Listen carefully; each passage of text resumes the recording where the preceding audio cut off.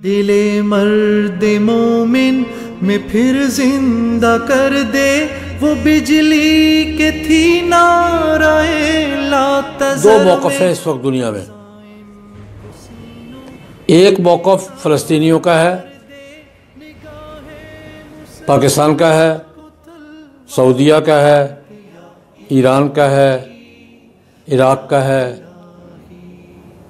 Saddam کے دور تک تو تھا، پتہ نہیں اب ہے کہ نہیں۔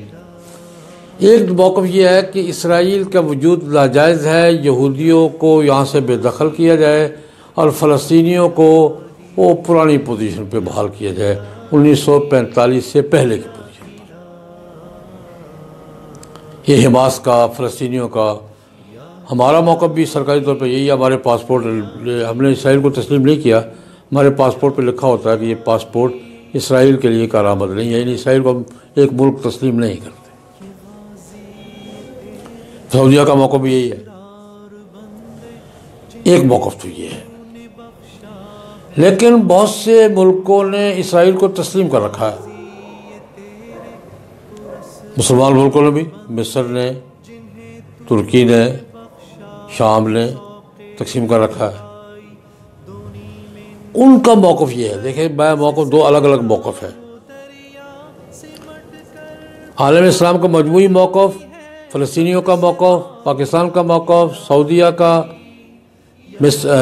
اس کا ایران کا، کہ اسرائیل بطور ریاست کے قابل قبول نہیں ہے۔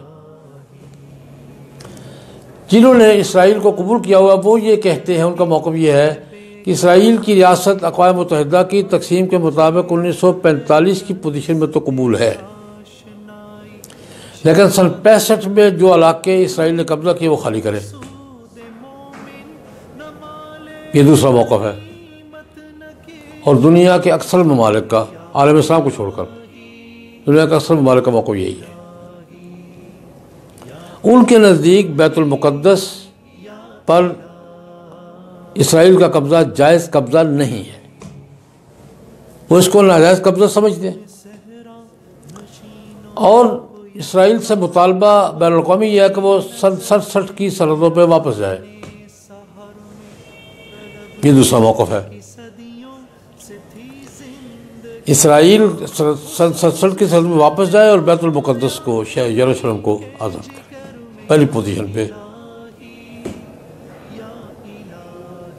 اس پر اسرائیل نے سن 67 اور پھر سن 95 میں آ کر اسرائیل نے اعلان کیا کہ بیت المقدس ہم کسی صورت میں نہیں چھوڑیں گے، دنیا کچھ بھی کہے، اور بیت المقدس کو ہم اپنا دارالحکومت قرار دیتے ہیں۔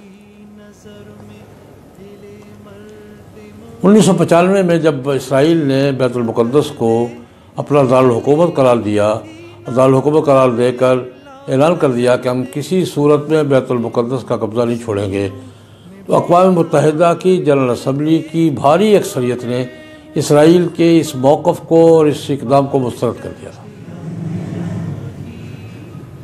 میں کل ایک رپورٹ میں پڑھ رہا تھا، یہ 131 ووٹ قرارداد کے حق میں آئے تھے، صرف اسرائیل نے اس کے خلاف ووٹ دیا تھا، اور امریکہ اور دوسرے جو چودھری یہ اجلاس میں آئے نہیں، غیر جانبدار رہے۔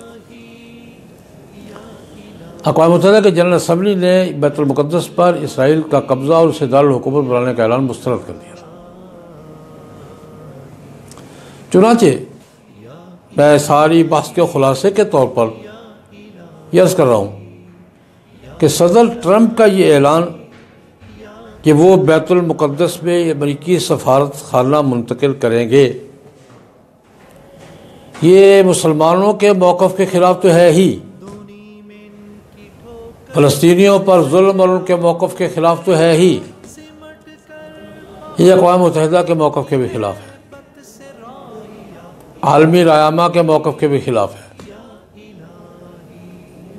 یہ اقوام متحدہ کی سن 95 کی قرارداد کے بھی خلاف ہے۔ اس نے یک طرفہ طور پر بیت المقدس کو اسرائیل کا دارالحکومت تسلیم کر لیا ہے۔ یہ کسی بھی لحاظ سے یہ درست اقدام نہیں ہے، لیکن آخری بات یاد کرنا چاہوں گا، ہمیں یہ توجہ اپنی بہت جدوجہد جاری رکھنی چاہیے. فلسطینیوں کی حمایت میں ہیں، اسرائیل کو تسلیم نہیں کرتے، اور یہود فلسطینیوں کا ملک تسلیم کرتے ہیں، وہ ہماری جدوجہد جاری ہے.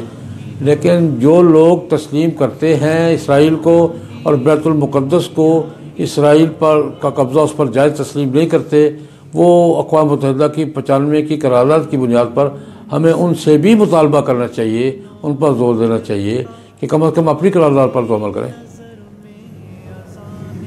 عمل تو فلسطینیوں کو سپورٹ کریں، نہیں تو کم از کم اپنے فیصلے پر تو قائم رہیں.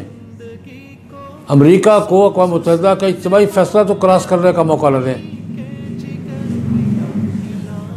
یہ میں نے اس مسئلے کی وضاحت کی ہے، اور ہمیں چاہیے جہاں جہاں بھی ہم ہوں، امریکہ کے فیصلے کی مذمت تو کریں گے ہی، لیکن جو لوگ اقوام متحدہ کے ذمہ داری میں ہیں اور جن لوگوں نے سن 1995 میں اسرائیل کے یہ موقع مسترد کیا تھا اور اس بیت المقدس پر اسرائیل کے قبضے کو ناجائز قرار دیا تھا، ان سے بھی بات کرنی چاہیے اور ان کو بھی کھل کر بات کرنی چاہیے. امریکہ کے فیصلے کی مذمت کرنی چاہیے اور اس کو مجبور کرنا چاہیے اپنا فیصلہ واپس کریں. عزائم کو سینوں میں بیدار کر دے، نگاہ مسلمان کو تلوار کر دے.